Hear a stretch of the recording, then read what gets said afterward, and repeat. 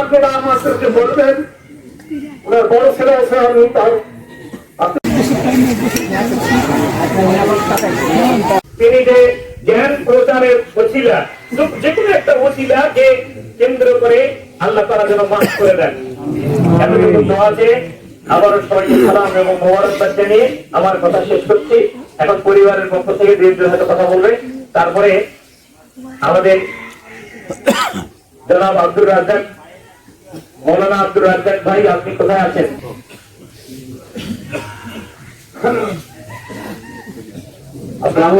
Line দিয়ে দাঁড়িয়ে যাই। ভাইয়াদের আমি সবার বড় ছেলে, ভাইয়ার আমার বাবা, আমার বাবা 4 ছেলে 2 মেয়ে, আমি সবার বড়। আমার বাবার চলাফেরায় যদি কোনো কিছু ভুল ত্রুটি করে থাকে আপনারা মাফ করে দেবেন। আর যদি কোনো কিছু কারো কাছে থাকে হ্যাঁ, তা আমাকে বলবেন। আর যদি বলার মতো না হয় তাহলে তাকে আল্লাহর কাছে মাফ করে দেবেন।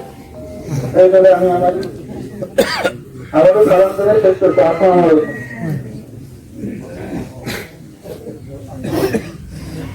আসসালামু আলাইকুম। ওয়ালাইকুম। আজ তাকে দেখতেছেন, সে আমার চাচা, ছোট চাচা। আমার বাবার 3 ভাই ছিল, আমি জানাতে চলে গেছে এবং আমার বড় চাচা চলে গেছে। আজকে আমার ছোট চাচা আমার কাছ থেকে আমরা হেরে ফেললাম। যাই হোক, আমরা বেশি কিছু বলবো না। আমার চাচা যদি আপনাকে যদি কোনো কিছু করা থাকে বা কোথায় যদি কোনো আপনার দেখা পেয়ে থাকেন, আল্লাহ রাস্তায় মাফ করে দেবেন।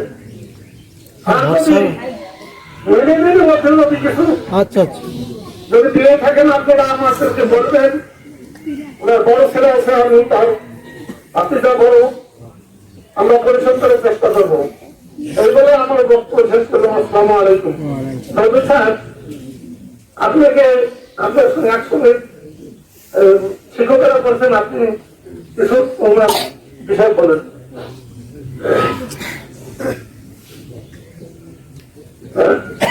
আসসালামু আলাইকুম।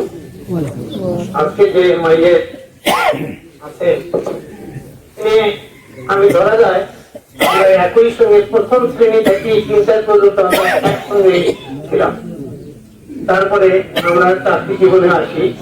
চাকরি জীবনে এসে অত্যন্ত আদর্শের সঙ্গে তিনি 21টি বছর খেলে গেছেন। তারপরে উনি অবসরে আসছেন। ইনশাল্লাহ আমি তার ভুল হচ্ছে, তার চলাফেরার দিক দিয়ে আর কোনো ব্যাধি পাই নাই। তাকে সুন্দরভাবে আমি তাকে রাখেছি এবং মায়ের জন্য আত্মার জন্য মাত্রা কামনা করছি। এই বলে আমি আমার সংক্ষিপ্ত বক্তব্য এসেছি। আসসালামু আলাইকুম। মুক্তার সাহেব, আপনি বলেন। দিনের ডাইরা কথা বললেন না, হবে পরিবেশটা না, আগে কে কথা বলতে দিলাম না।